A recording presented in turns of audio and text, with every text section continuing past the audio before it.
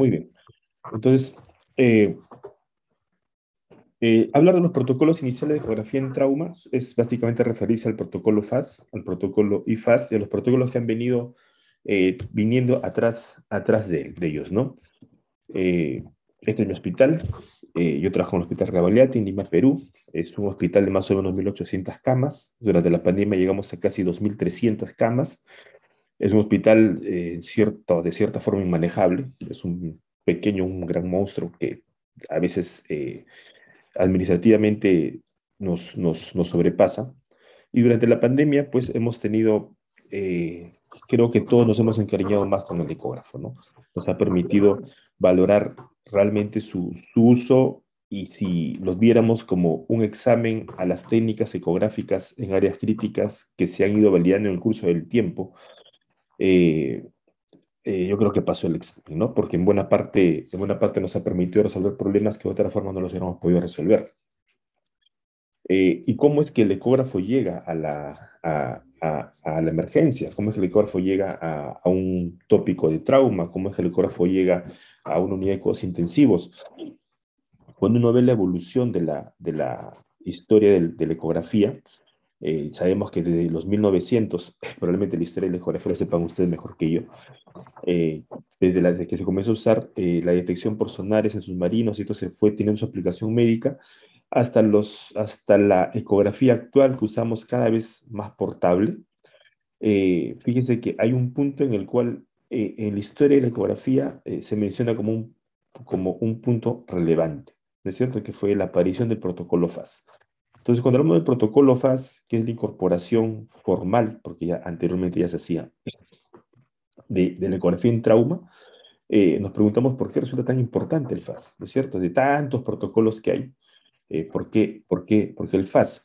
Es que el FAS en su momento se constituye en un paradigma de un uso diferenciado del ecógrafo, ¿no? Un paradigma, ¿por qué? Porque primero que es algo que salía de las concepciones en ese momento, hablamos de los años 90, que tampoco no es mucho tiempo atrás, de comenzar a hacer una ecografía básica focalizada, es decir, en el que el punto de evaluación no era una evaluación completa, como a veces solemos trabajar, abdomen completo, etcétera, algo focalizado, una pregunta clínica, una respuesta ecográfica. Un examen limitado, este es un punto importante, que era un examen cualitativo, no íbamos a medir cuánto líquido podíamos encontrar, solamente íbamos a decir si es que había o no había, y era un examen fundamentalmente dirigido a objetivos. Entonces, esta concepción del uso del ecógrafo no se limitaba solamente a la prueba, y quizás ahí es donde agarra un empuje relevante para lo que significa luego abrir camino para todo lo que es la ecografía en área crítica, sino que es una ecografía que es realizada por personal suficientemente entrenado, no necesariamente imagenólogos, porque en el protocolo FASO original, inclusive quienes hacen el examen eran residentes de cirugía, ¿no? Y el gol estándar que toman ahí no era la tomografía, el gol estándar que toman ahí era el imagenólogo, el radiólogo. Eh, Era con máquinas suficientemente adecuadas, suficientes, para hacer la evaluación de lo que uno quería buscar según el protocolo, no necesariamente máquinas muy sofisticadas, y uno de los requisitos que planteó la doctora Rosicky cuando hace esto es en buena parte de que el ecógrafo tenía que ir a donde está el paciente, ¿no es cierto? No que el paciente vaya a donde está el imagenólogo con el ecógrafo, sino de que el ecógrafo tenía que ir a donde estaba el paciente. Esto nos lleva a pensar un poco si es que esto es solo una aplicación de la ecografía general. ¿Por qué lo hacemos nosotros? ¿Por qué no lo hacen siempre los imagenólogos? El otro día tenemos una conversación con un médico de medicina interna y la discusión se centraba un poco en que, ¿por qué así como se pasa visita, se hace la visita médica y te acompaña el nutricionista, te acompaña el especialista en farmacia, te acompaña diferentes especialidades que acompañan al conjunto de la visita? ¿Por qué también no acompaña un imagenólogo? Pues evidentemente el perfil profesional del imagenólogo no se adapta a esto en buena parte. Pero ¿por qué nosotros? ¿Por qué tenemos que hacerlo? ¿Por qué tendría que hacerlo el emergenciólogo en la evaluación del paciente traumatizado? ¿No? Entonces la pregunta es, de qué ecografía hablamos cuando hablamos de ecografía en área crítica? ¿De qué ecografía hablamos cuando hablamos de ecografía crítica? Y fundamentalmente nos referimos a lo que es el point of care, al POCUS, al famoso POCUS, que es el ultrasonido en el lugar de atención, el ultrasonido en el sitio donde está el paciente, en la condición en la que está el paciente, llevar el ecógrafo a donde esté el paciente.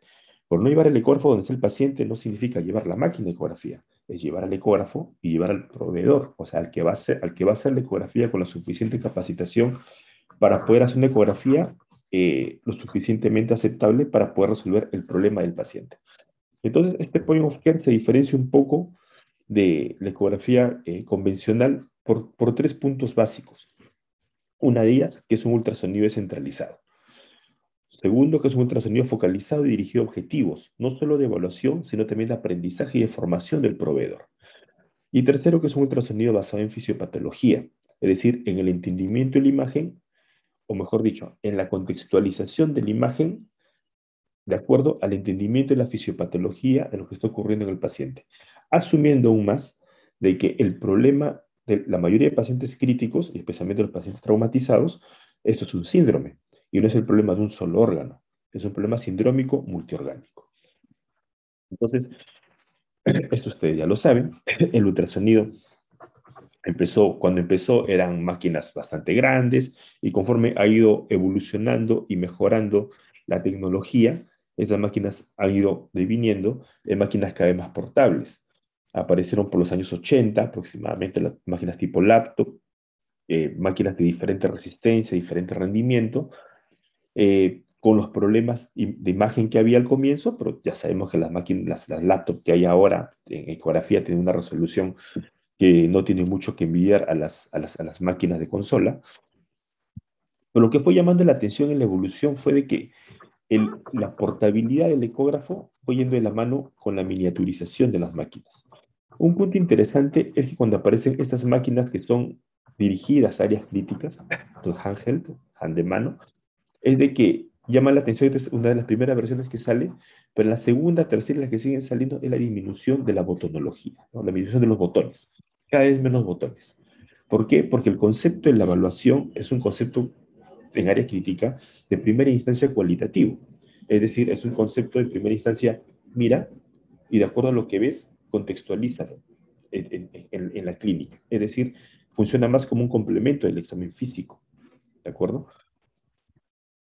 Aparecen luego los famosos pocket size y ahora uno entra tranquilamente a Alibaba, a Amazon y pone máquinas de ultrasonido y aparecen cajitas que te llega el traductor en una semana, ¿no? Sin mayor problema. Inclusive con tecnologías diferentes, ¿no? Han salido máquinas, los tipos los Butterfly, que usan otro tipo de tecnología para emitir el sonido, así que probablemente en unos años vamos a tener que cambiar las clases de física, de física y ecografía para irnos adaptando a los avances que va teniendo la tecnología. Pero el punto interesante en esto es de que lo que va consiguiendo esta miniaturización es de que literalmente el médico puede llevar el ecógrafo en el bolsillo del mandil. Entonces, el punto crucial es que uno puede sacar el ecógrafo del consultorio y de que la ecografía deja de ser un instrumento diagnóstico exclusivo de una rama médica para convertirse en una herramienta diagnóstica transversal a muchas ramas médicas. ¿De acuerdo? Y lo puedes llevar, a donde está el paciente. Creo que a todos nos va quedando claro de que el colega que está haciendo esta ecografía en un accidente de moto en la calle no es un imagenólogo, no es parte de su perfil, no se lo vamos a pedir porque no es parte del perfil, pero sí es parte del perfil del médico que está llegando a la emergencia de la atención de este paciente, tener los suficientes recursos, suficientes conocimientos para poder resolver el problema de ese paciente, porque el que te exige lo que tienes que saber es el paciente, ¿es cierto? Entonces, y lo mismo va pasando en diferentes escenarios. Entonces, el ultrasonido point of care es de inicio un ultrasonido descentralizado. ¿De acuerdo? Descentralizado no solamente en la tecnología, no solamente en el espacio físico, sino también y fundamentalmente en el proveedor, en quién es el que lo va a hacer. Lo segundo es que es un ultrasonido focalizado y dirigido a objetivos. ¿De acuerdo? Y aquí es donde el FAS sienta una base fundamental en el concepto del POCUS, en el que plantea que la evaluación ecográfica debe ser focalizada, es decir, focalizada en la evaluación, refiriéndose a que debería hacerse una evaluación puntual por una pregunta clínica puntual. Y es uno de los pilares del point of care, es de que es casi, casi dicotómico, porque nuestras preguntas clínicas son casi, casi dicotómicas. Es decir, ¿el paciente tiene taponamiento o no tiene taponamiento? ¿El paciente tiene neumonía o no tiene neumonía? ¿El paciente tiene eh, disminución de la función del ventrículo izquierdo o no tiene disminución de la función del ventrículo izquierdo? Sí o no, presente o ausente, bueno o malo, ¿de acuerdo? O sea, toma preguntas clínicas que te hacen hacer evaluaciones puntuales, de edición casi dicotómica. Y en ese sentido, el FAS se plantea así. El FAS, en el contexto del trauma, busca responder dos preguntas. ¿Hay líquido libre en cavidad peritoneal? Sí, no. ¿Cuánto? No es, no, eso no es parte de la pregunta.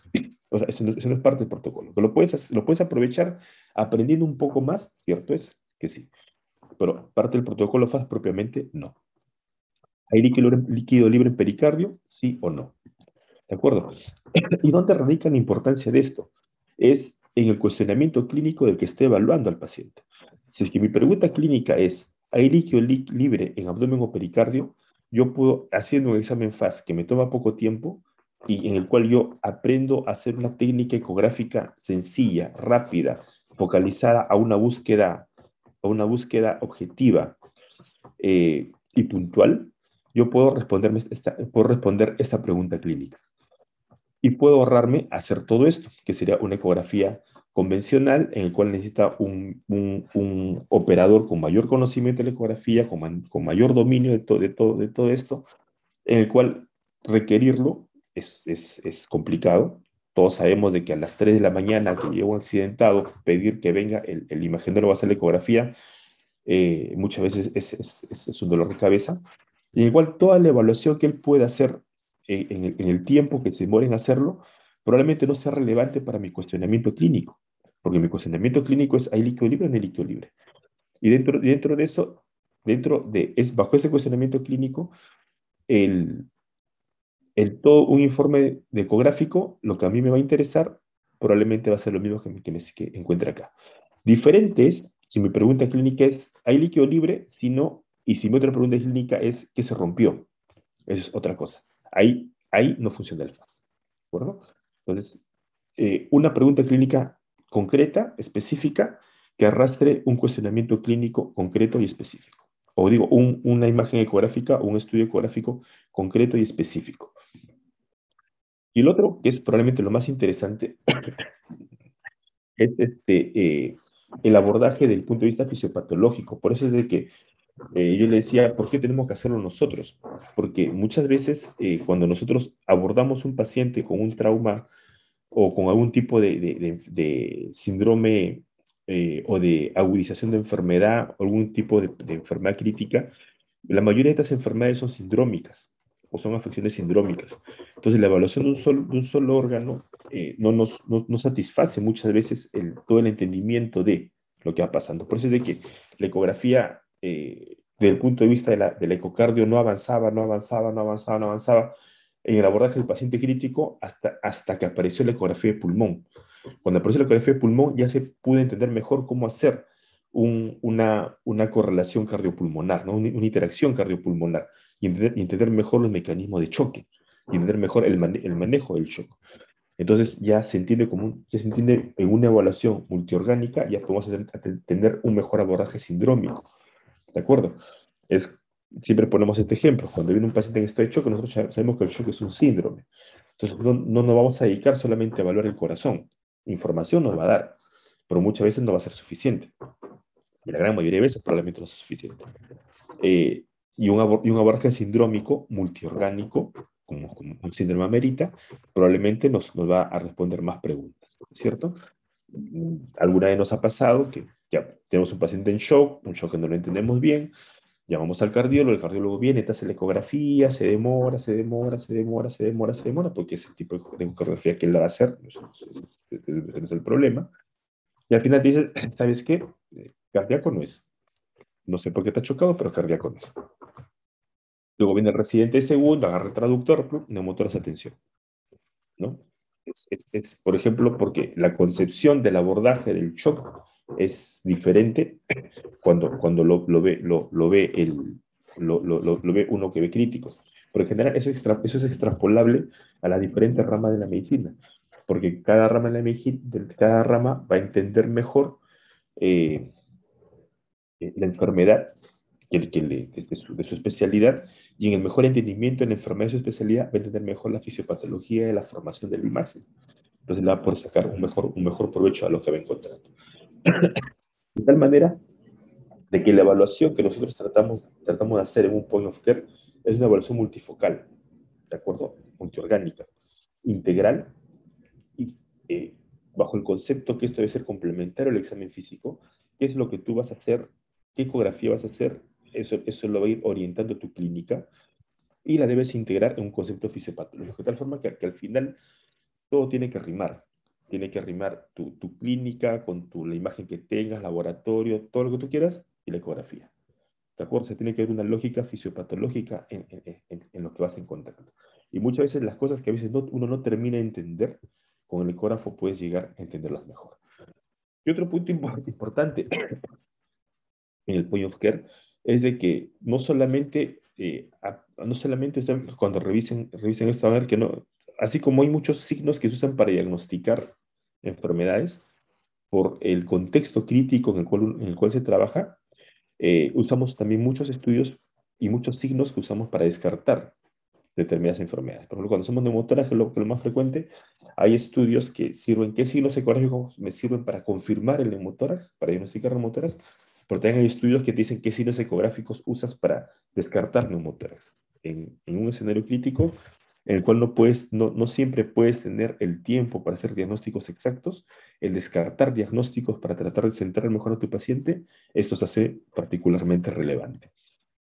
De tal manera que el point of care en la práctica y a la larga lo usamos fundamentalmente para tratar de cimentar tres cosas. Uno, ganar tiempo, ¿no es cierto? Creo que eso es evidente. Dos, disminuir la incertidumbre diagnóstica, eso es lo segundo.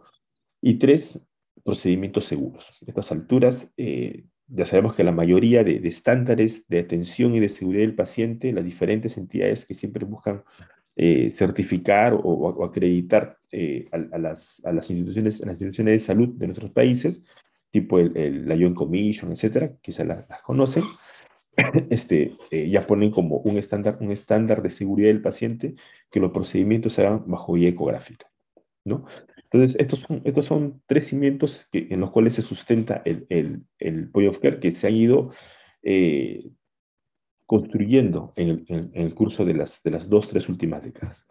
Pero en concreto, nosotros estamos fundamentalmente frente a un escenario clínico para entrar en el tema, que es el paciente con trauma, ¿no es cierto? Es el escenario clínico específico, el paciente con trauma, que puede ser un trauma abdominal cerrado o puede ser un trauma múltiple. Para esto, bajo esta línea, el ultrasonido fue usado por primera vez en la década de los 70.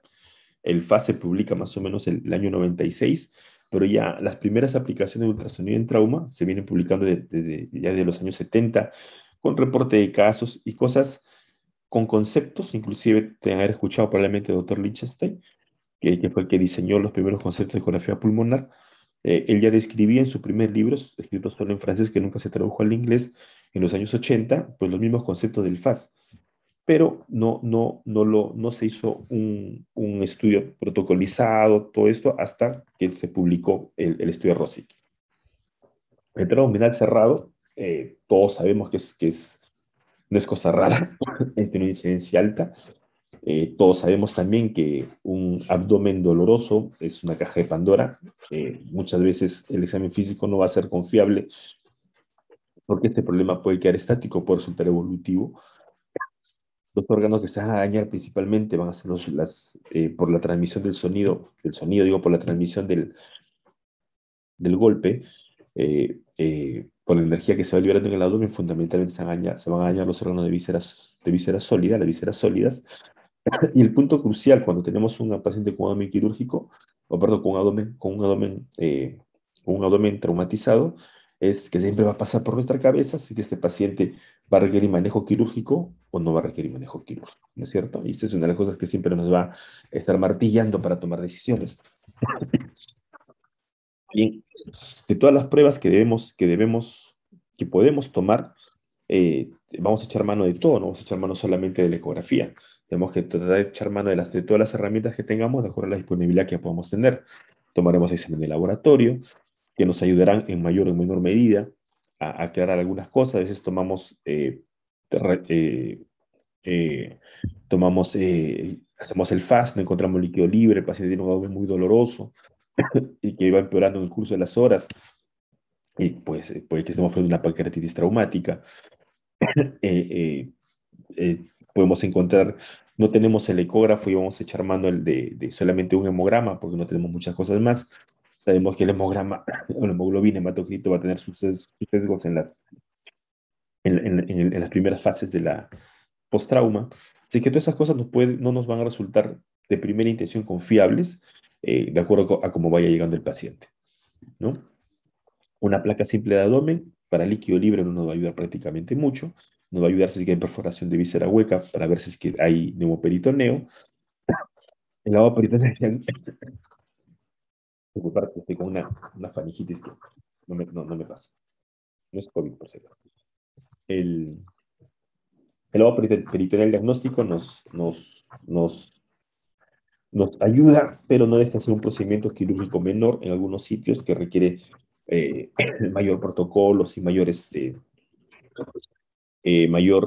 sofisticación en otros.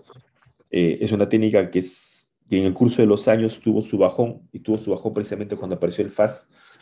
Inclusive uno encuentra en literatura algunas editoriales que ponían de que el FAS había sepultado el lavado peritoneal diagnóstico. En el tiempo hemos visto que no, que tiene sus indicaciones precisas, y todavía sigue siendo de utilidad, especialmente en pacientes en los cuales eh, el abdomen sigue doloroso, una tomografía sale negativa, y en el curso de la evolución la clínica no se resuelve y el paciente sigue, y no hay posibilidad de estar repitiendo la tomografía y la ecografía no resulta contributoria. Ahora, primero la tomografía, lo que te exige es estabilidad hemodinámica, ¿no es cierto? Creo que a estas alturas ya nos queda bastante claro que el paciente que esté inestable no va al tomógrafo. Pero al comienzo, cuando apareció el tomógrafo, no era tan así. Eh, el paciente, sin estar completamente estable, iba a la tomografía por ciertas decisiones que se tomaban en ese momento, en las que también se planteaban cosas como, si no tenemos el diagnóstico, ¿cómo avanzamos? ¿No? O sea, si ahora está inestable y está mal y no tenemos el diagnóstico, probablemente cómo tomamos las decisiones en el paciente, y se arriesgaba llevarlo a tomógrafo. Entendemos que eso no se debe hacer. Va a tener sus dificultades, el tomógrafo como tal. El costo puede ser alto. En un hospital no puede estar cubierto por los diferentes sistemas de seguros, pero al comienzo eso no era tan así. Estamos tratando de contextualizar esto en los años 90, ¿no? La especificidad es buena, te da muy buena definición de imagen, definitivamente va a ser el gol estándar respecto al ecógrafo para este tema, pero el problema está en que la sensibilidad en el diagnóstico o en la interpretación de la imagen va a disminuir significativamente cuando no son radiólogos los que lo evalúan. Entonces, este es un punto que no podemos pasarlo por alto. El ultrasonido como tal, cuando se incorpora en esto, es una evaluación que resulta rápida, no invasiva, no requiere preparación del paciente, no lo irradia, no requiere movilizarlo, puedes hacerlo las veces que quieras para monitorizarlo al paciente cuando quieras.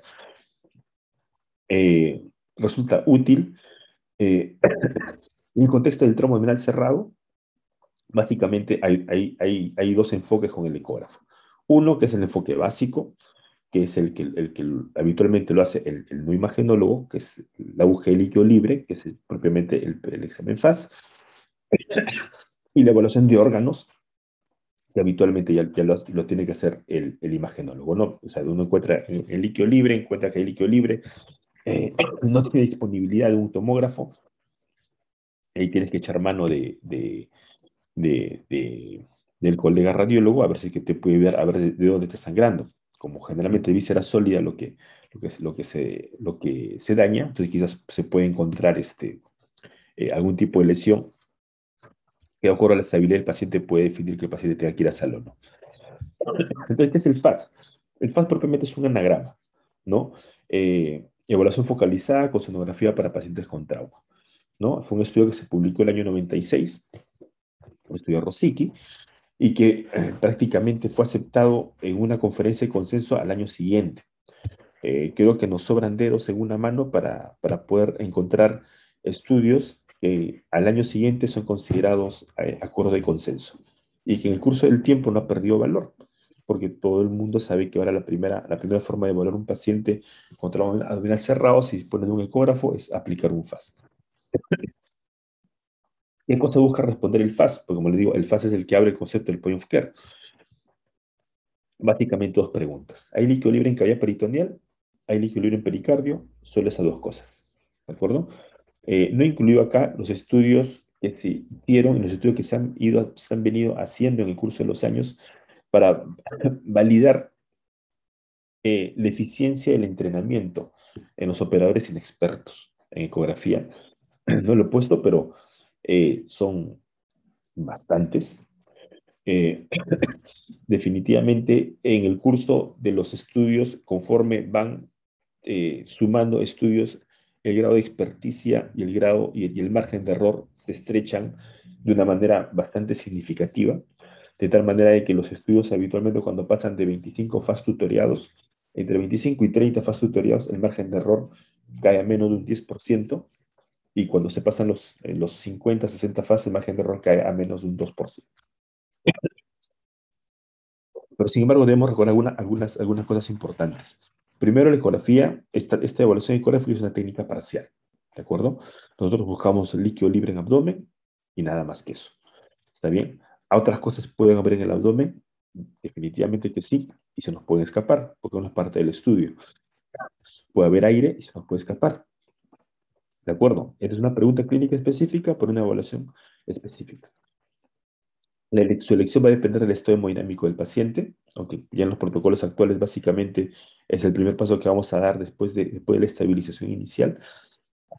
Y segundo, la tomografía, eh, con todos los bemoles que podamos ponerle, y te va a dar una información global superior. Un paciente con trauma abdominal cerrado, que está con dolor, que tú sospechas que puede haber algo, le haces una ecografía, le haces un FAT, todo lo que quieras, pero al final es muy probable que tu paciente vaya a requerir una evaluación tomográfica pronta. ¿De acuerdo? Entonces es algo que no debemos perder de vista. Como les decía, la evaluación o el enfoque del paciente va a depender si que estás frente a un paciente estable o inestable, hemodinámicamente. Si el paciente está estable y el FAS te sale negativo, o sea, no estás encontrando líquido libre, observación y, como les decía, probablemente tomografía de acuerdo a la sospecha clínica que puedas tener. Si el paciente es estable y el examen es positivo, considera tomografía para poder ver qué cosa es lo que puede estar mal y poder facilitar la intervención quirúrgica para que el cirujano pueda hacer una corrección de daño focalizada, dirigida y puntual. ¿No es cierto? Si el paciente está inestable, es otro cantar. Si el paciente está estable y el FAS es negativo, ¿de acuerdo? Estabilizarlo y considerar otro estudio para ver si es que el paciente, ¿por qué está inestable? Si no tiene líquido libre en abdomen, puede haber un trauma torácico cerrado, puede haber una hemotorax de tensión, otras cosas que pueden estar considerándose factores que lo estén inestabilizando al paciente.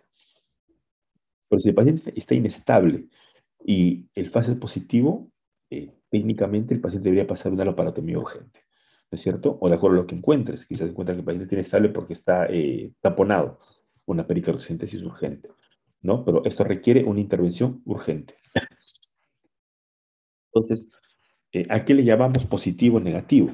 Pues así estas preguntas las estamos respondiendo con presencia o ausencia de líquido libre en el abdomen o en el pericardio.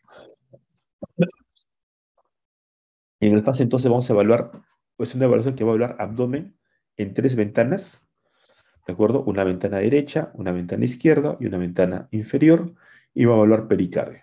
¿Por qué se diseñó así? Porque era lo que más fácilmente se podía acceder. En ese momento todavía no estaba del todo validado lo que era el ultrasonido pulmonar, y era básicamente la manera como se podía abordar mejor el abdomen. Cuatro ventanas. La primera ventana es la vista hepatorrenal. ¿De acuerdo? La vista hepatorrenal se busca el borde inferior de las costillas, más o menos de la onceava, doceava costilla, con el traductor en longitudinal, un poco oblicuo, pero fundamentalmente lo que vamos a buscar va a ser el espacio de Morrison, es decir, el espacio que está entre el hígado y el riñón. Eso ustedes lo conocen bien. Es la ventana más accesible que hay por el volumen de los órganos. Y la pregunta fundamental es, ¿por qué buscamos líquido ahí? ¿Es cierto? Porque una de las cosas que nosotros nos tenemos que acostumbrar cuando hacemos point of care es que tenemos que entender la fisiopatología de la imagen, porque justamente es el entendimiento de la fisiopatología de lo que nos va a poder incorporarlo en el entendimiento de lo que está sucediendo con el paciente. Y básicamente esto lo hacemos porque es la zona de mayor declive en el paciente en decúbito. Si ustedes observan, cuando el paciente está en completo decúbito, la zona más en declive es la zona del Morrison. Es un corte tomográfico, la zona más posterior es entre el hígado y el riñón, este es el Morrison, aquí hay un poco, aquí hay líquido, ¿de acuerdo? Después de esto solamente hay parrilla costal, ¿de acuerdo? Por eso es que nos vamos a las zonas en declive. ¿Eso qué significa? Que si tu paciente está con cabecera a 45 grados, esa ya no va a ser la zona de mayor declive. Entonces, el FAS se hace con el paciente en decúbito.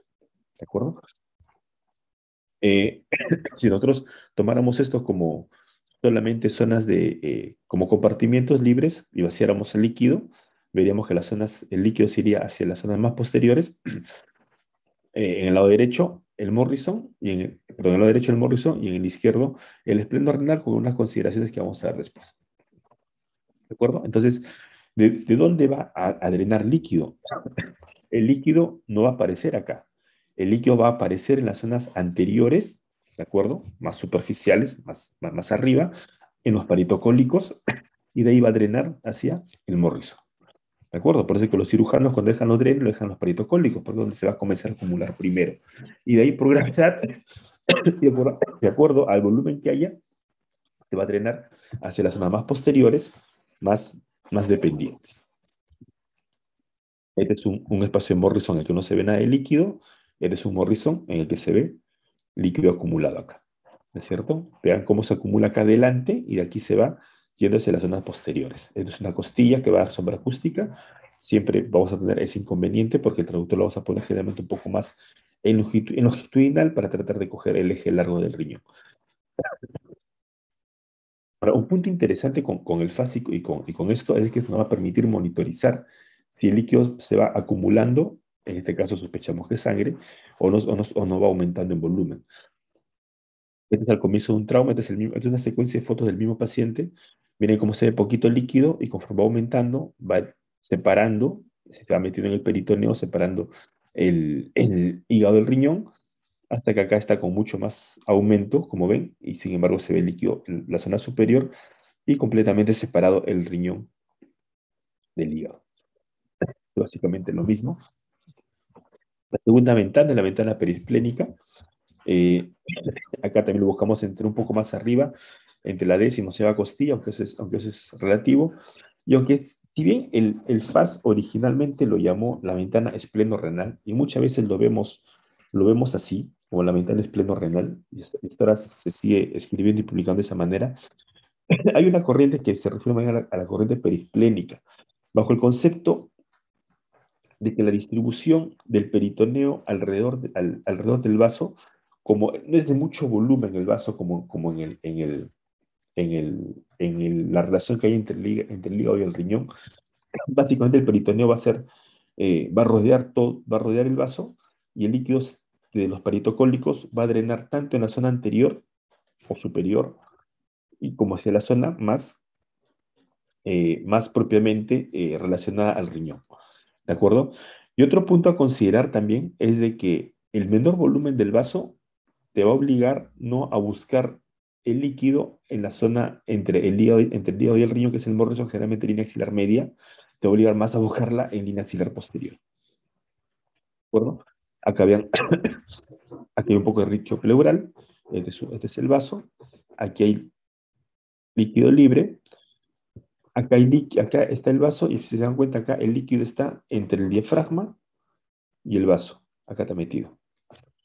Eso es interesante, ¿por qué?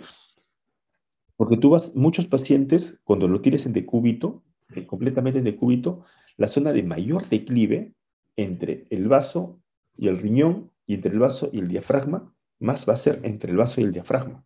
Es decir, el líquido primero no se va a acumular entre el vaso y el riñón, el líquido se va a acumular entre el vaso y el diafragma. Esto a veces, cuando uno se preocupa mucho por buscar entre el vaso y el riñón, empiezas a buscar muy abajo, encuentra la relación vaso-riñón, no encuentra el líquido y no buscamos más arriba y se nos puede escapar. Por eso nosotros preferimos hablar más de buscar en el periesplénico, por encima del vaso, por debajo del vaso. Acá ven líquido alrededor del vaso, entre el vaso y el diafragma, líquido entre el vaso y el diafragma, líquido entre el vaso y el diafragma, y acá, por ejemplo, tiene líquido entre el vaso y el diafragma, y entre el vaso y el riñón no hay. Líquido entre el vaso y el diafragma, y entre el vaso y el riñón no hay.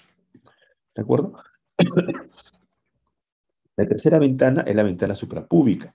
La ventana suprapúbica, la manera más asequible que nosotros encontramos de buscarla es no buscar de arriba hacia abajo, sino buscar de abajo hacia arriba. Apoyar el traductor en la sínfisis púbica, subirlo y cuando sientes el vacío, inclinarlo 45 grados o más para insonar la zona en la que debemos encontrar la vejiga. A diferencia, eh, originalmente se planteaba de que había que hacerlo con vejiga llena. En realidad, el paciente llega traumatizado, lo haces con la vejiga como lo encuentres. Para fines prácticos, la idea de tener la vejiga llena resultaba para poder diferenciar si el líquido que encontrabas era intravesical o era peritoneal. Pero para fines prácticos, si tú pones el traductor y no encuentras la vejiga vacua y no puedes diferenciarla porque está vacua, que no encuentres nada de líquido, también te contribuye a tu sospecha diagnóstica, ¿cierto? Ahora, eh, debemos siempre considerar dos cosas acá que a mí me parece interesante que alguna vez hemos visto que ha sido factor de error. ¿Esta es una vejiga o es líquido libre? Para un ojo experimentado, esto es líquido libre, ¿no es cierto? Pero para alguien que no tiene mucha experiencia, esto puede resultar confuso, especialmente cuando no hay mucho volumen, ¿no?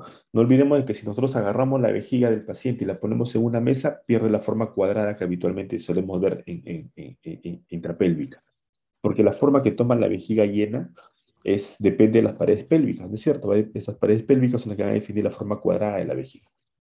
Entonces, el líquido libre que puede estar ahí también puede adoptar una vista similar y puede llevar a confusión. Por eso es que siempre vamos a hacer vistas transversales y vistas longitudinales, ¿de acuerdo? Siempre tratamos de complementar ambas para poder ver si es que el líquido, si yo lo corto por acá nada más, en un transversal, voy a tener una imagen muy similar a que si lo corto por acá.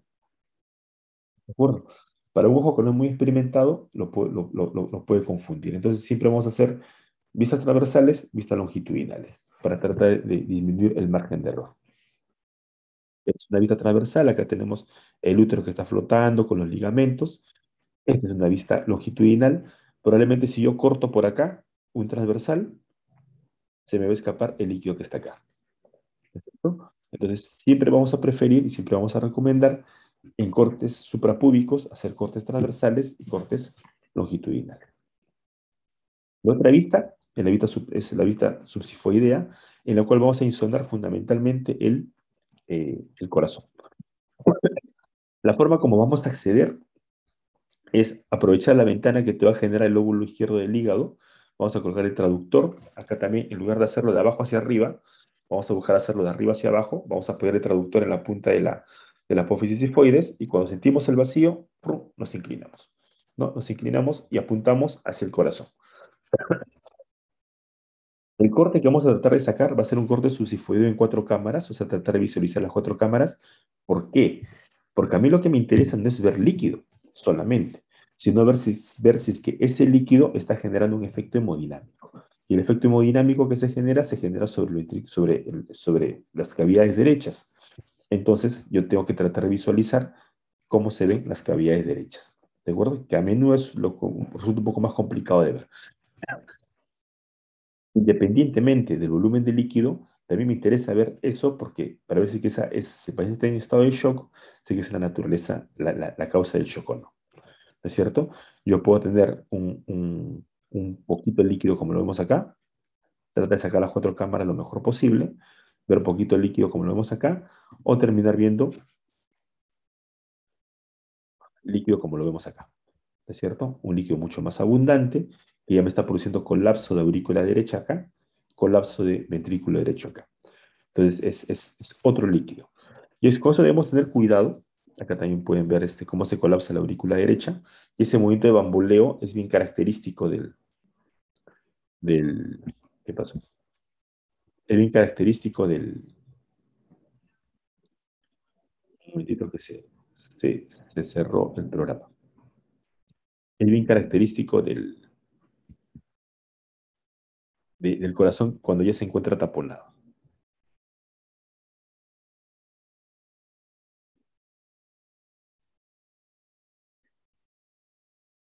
A ver, a ver, a ver, a ver.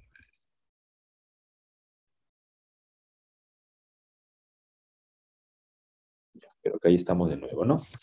Estamos viendo. Ahí nos quedamos. Muy bien. Entonces, es muy característico. Entonces, lo que a mí me interesa es probablemente si el paciente tiene un estado de shock, ahí me va a exigir un poquito más, no solamente ver si es que hay líquido o no hay líquido. El objetivo del FAS es ver si es que hay líquido o no hay líquido, pero después tengo que dar un pasito más y preguntarme si es que ese líquido está comprometiendo el estado hemodinámico o no del paciente. Algunas consideraciones que hay que tener. Entonces, esas son las cuatro ventanas que buscamos en FAS. Es conceptualmente sencillo, es manualmente práctico de conseguir las habilidades para buscarlas. No es muy complejo. Cuando usted ve los cursos que hay de FAS, los protocolos que hay de FAS, son relativamente eh, rápidos de aprender.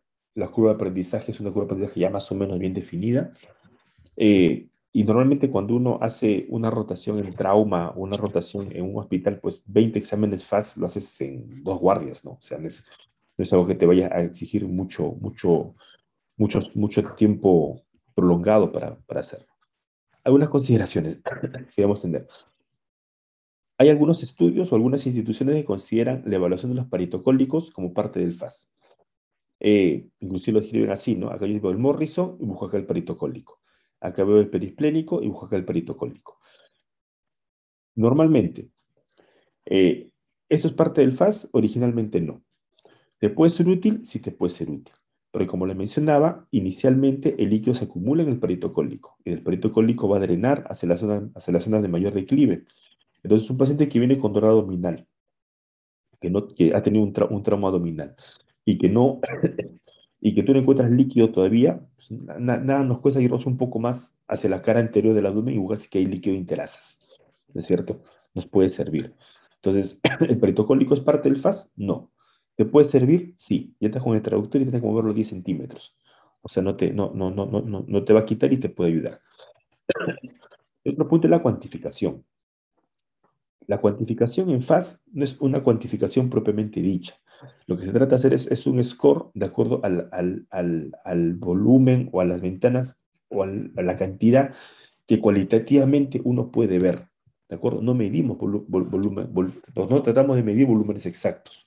¿Está bien? Entonces, por ejemplo, uno de los scores que usamos es el score de McKenny. El score de McKenny lo que plantea es el diámetro anteroposterior de la colección más grande, por ejemplo. Este es un paciente que viene con este líquido libre. Este es el paciente A. Solamente tiene este cachito de líquido libre. Y este paciente es el paciente B. Entonces, este que está acá abajo. Este viene con líquido libre acá y este viene con líquido libre acá, acá y acá. ¿Cómo lo plantea el score McKenny? Porque al final todos debemos tratar de hablar el mismo idioma de alguna forma, ¿no es cierto? Y tratar de monitorizar. Yo digo que ahorita el paciente tiene poco líquido y más te digo que aumentó. ¿Qué significa eso? Aumentó. Aumentó mucho, aumentó poco. para uno es mucho, para el otro es poco. ¿Qué significa que aumento? Entonces, para tratar de hablar el mismo idioma, está bajo el término de cuantificación, pero lo que se trata es de semi-cuantificar, o de alguna forma tratar de darle una gradación. ¿Está bien? Entonces, para eso hay dos scores que nos resultan útiles. Es cuestión de ponerse de acuerdo entre quiénes lo van a hacer. Y un punto crucial en cuando se pongan de acuerdo en cómo lo van a hacer es en que en parte de su protocolo tienen que hacerlo todos con el paciente en la misma posición.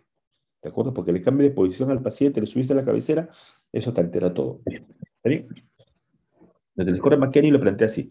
Se mide el diámetro anteroposterior de la colección más grande. ¿De acuerdo? La cantidad de centímetros en numeral es el mismo, es la cantidad de puntos que le vamos a dar. Más un punto por cada ventana positiva. Entonces, por ejemplo, en este paciente tiene 0,3 centímetros, el resto de ventanas es negativa. Entonces, 0,3 puntos, 0,3 puntos. Es un score de hemoperitoneo, así como lo llamamos. En cambio, este otro paciente tiene la ventana suprapúbica, un pozo de 10 centímetros. Y aparte tiene positivo el hepatorrenal y tiene positivo el perisplénico. Miren este perisplénico entre el vaso y el hígado y el diafragma, entre el vaso y el riñón, nada. ¿De acuerdo? Entonces, si está así, 10 centímetros le corresponde 10 puntos, más un punto por cada ventana más positiva. Eso te da un score de hemoperitoneo de 12 puntos. ¿De acuerdo? Entonces te puede servir para monitorizar. Y en el estudio en el que validan este score, un score de más de 3 se asocia a un mayor riesgo, solo 3, que el paciente pueda requerir la parotomía. No indica la laparotomía, por si acaso. O sea, después de esto no van a hacer una ecografía, van a decir, tiene un score de hemoperitoneo de 4 y se van a pelear con el cirujano para que lo meta a sala. No, te indica un mayor riesgo que el paciente requiera ser laparotomizado. ¿De acuerdo? Bien, la laparotomía acá probablemente va a depender más de la estabilidad, ¿no? Y el otro score que también se usa, que en realidad no lo usamos mucho, más usamos el anterior, es el score de Tiley. El score de Tiley lo plantea así: una brecha anecoica en una ventana de 0,5 de menos de 0,5 centímetros, más o menos 250 cc de líquido. Esto es lo que relaciona con volumen de drenaje en sala de operaciones. Una brecha anecoica en una ventana, más de 0,5, más o menos 500.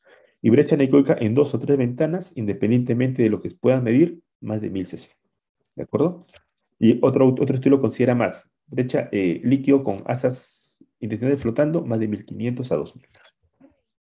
Entonces, en el ejemplo que hemos puesto en este paciente, 0,3 centímetros, pero en una ventana, menos de 250. Este tenía líquido libre en 1, 2, 3 ventanas, más de 1000 cc. ¿De acuerdo? Entonces, te sirve más para hacer una evaluación transversal. Y el anterior, el ejemplo anterior que les puse, del score de McKinney, te sirve más para hacer una evaluación de monitoreo evolutivo. ¿De acuerdo? Entonces, a ambas les podemos sacar un poco de provecho. ¿Qué desventajas tiene el FAS? Creo que ventajas. Las ventajas que tiene es que es preciso, suele ser rápido, es no invasivo, lo puedes repetir las veces que quieras. Esa es una ventaja valiosísima. Es portable donde esté el paciente, etc. ¿Qué desventajas tiene? Primero que no te determina la etiología exacta del líquido libre intraperitoneal. Si tú puedes encontrar líquido libre y si el paciente tiene una historia de cirrosis, puede estar sospechando que es sangre y el paciente lo que tiene es una citis. Como cualquier evaluación ecográfica es operador dependiente, como cualquiera. En realidad es entrenamiento dependiente más que operador dependiente. Hay problemas técnicos propios del paciente que pueden complicarte el uso de la máquina, la obesidad, el grueso del panículo adiposo, etc.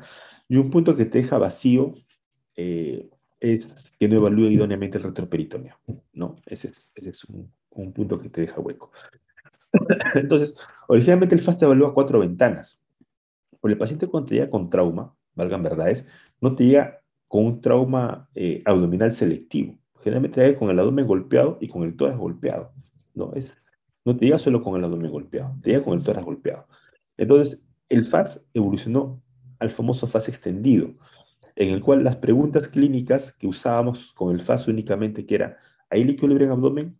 ¿Hay líquido libre en pericardio? Ahora, se añaden más, ¿hay líquido libre en el tórax? Que en el contexto de un trauma me hace sospechar en hemotórax, y ahí neumotórax, ¿de acuerdo? Ampliamos 2 preguntas más para evaluar ya no solamente el trombo abdominal cerrado, sino el trauma tóraco abdominal cerrado. Entonces, voy a buscar lo mismo. Lo que busco es evaluar o complementar mi evaluación anterior.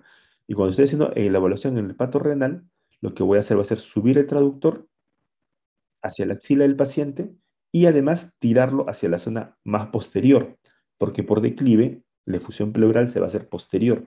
Entonces tengo que tirar mi traductor hacia la zona posterior, o sea, pegarlo a la cama y subirlo un poco más para ver cómo está esta zona de, se fue, esta zona del ángulo costo diafragmático, para ver si es que la punta del pulmón está llegando hasta la puntita del ángulo costo diafragmático. Eso le llamamos el signo de la cortita. ¿No es cierto? Esto de acá, que la punta de la pleura llega hasta el ángulo costo diafragmático. Cuando el ángulo costo diafragmático está lleno de pleura, de signo de cortina, es un signo que me dice que en ese ángulo no hay nada más que pulmón. No hay aire, no hay agua, no hay nada. ¿De acuerdo? Muy bien. Lo que sí debemos tener en cuenta es dónde ponemos el traductor. Como le decía, como el ángulo, la relación del pulmón va a ser como una cúpula o como un mantel que cae sobre el hígado, entonces yo voy a tener este signo de la cortina por la cara anterior, voy a ver signo de la cortina, por la cara posterior, voy a ver signo de la cortina, por la cara lateral, voy a ver signo de la cortina, sobre todo en el lado derecho, en el lado izquierdo no, pero sí en el lado derecho. Entonces eso puede ser engañoso. Si yo pongo mi traductor por acá, ¿de acuerdo? Voy a ver signo de la cortina, es línea media axilar, pero puedo estar acumulando líquido por acá, en línea axilar posterior. Entonces el traductor, por eso le decía, tiene que ir bien posterior, atrás de la cama para que no se nos escape nada. No se olviden, en el paciente con trauma, en cuál buscamos líquido, la idea es buscar la menor cantidad, si lo agarras pronto al paciente, la idea es tratar de buscar la menor cantidad de líquido posible, ¿de acuerdo? O sea, y si encuentras líquido, de ese poquito ir monitorizando cómo evoluciona. En el lado izquierdo es algo similar. Complemento mi examen del FAS que estaba haciendo. Esta foto es un poco imprecisa porque mi traductor ya debe estar atrás para evaluar vaso, casi línea axial posterior, y lo subo para tratar de ver lo mismo, el signo de la cortina sobre el vaso. ¿De acuerdo? Bien posterior. El signo de la cortina sobre el vaso. Si encuentro el líquido, pues ya sabemos cómo vemos el líquido en la pleura. Voy a encontrar una fusión pleural que normalmente en agudo no va a tener muchos ecos internos, pero en el curso de las horas va a ir acumulando mayor cantidad de ecos internos y se va a relacionar eh, con la sospecha de que esto puede ser un sangrado. Y el neumotórax, esto ameritaría una clase aparte, pero son fundamentalmente, en resumen, eh, cuando yo tengo un paciente con un neumotórax, voy a tener topográficamente dos zonas propias en el tórax, ¿no es cierto? Una zona que va a ser la zona del neumotórax y una zona más atrás que va a ser la del parénquima retraído. Entonces, en la zona en la cual yo tengo el neumotórax, acá no voy a tener un silencio acústico, ¿de acuerdo? Acá no va a haber nada de movimiento, no hay pleura que se mueva, no hay mecánica respiratoria, no hay nada. Entonces voy a tener las partes blandas, voy a visualizar la pleura parietal, que no se va a mover porque está pegada a la caja torácica, y abajo un silencio acústico completo. ¿No es cierto? No va a haber líneas B, no va a haber nada de artefactos, todo va a quedar ahí quietecito. Yo encuentro esto, entonces tengo que ir retrocediendo hacia la zona más posterior. En la zona más posterior voy a encontrar más bien una pleura diferente, una pleura que se mueve, que es propia de la pleura, que es propio de la pleura visceral, y una serie de movimientos acá que lleva el ritmo y la dinámica de la pleura misma. ¿De acuerdo? Esto yo lo voy a llamar el lung sliding, la pleura deslizante, el pulmón deslizante, como queramos llamarlo, y son dos patrones pleurales claramente diferentes. Una pleura estática y una pleura dinámica. Entonces, yo cuando evalúo esto, encuentro pleura estática, me voy yendo hacia el espalda del paciente. Estática, estática, estática. Y cuando cambia la pleura dinámica, tengo que buscar un signo que se llama el punto pulmón. ¿Qué es el punto pulmón? Es encontrar en una sola ventana acústica dos patrones pleurales. ¿Qué patrones pleurales tenemos? Un patrón pleural de pleura estática y un patrón pleural de pleura dinámica. Pero ambos tengo que encontrarlos en una sola ventana acústica. ¿Y cómo se entiende esto? Cuando el paciente expira, el pulmón se retrae, ¿no es cierto? El pulmón se colapsa, expira. Entonces, el pulmón se colapsa y yo insono neumotórax. Neumotórax es pleura estática. ¿De acuerdo?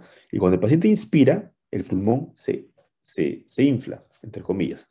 ¿De acuerdo? Se infla y en la zona donde yo estoy insonando pleura estática, se infla y aparece pleura dinámica. Entonces tengo que encontrar ambas, sin mover el traductor. Pleura estática en un momento, pleura dinámica en otro momento. Entonces, esto es acá. Pleura estática entre la dinámica. Estática entre la dinámica. Estática entre la dinámica. ¿De acuerdo? Entonces, eso es punto pulmón. Entonces, cuando yo encuentro un tórax en el que yo encuentro pleura estática, estática, estática, estática, punto pulmón, dinámica, dinámica, dinámica, eso es un neumotórax. ¿De acuerdo? ¿Y qué cosa me da el neumotórax? Como digo, esto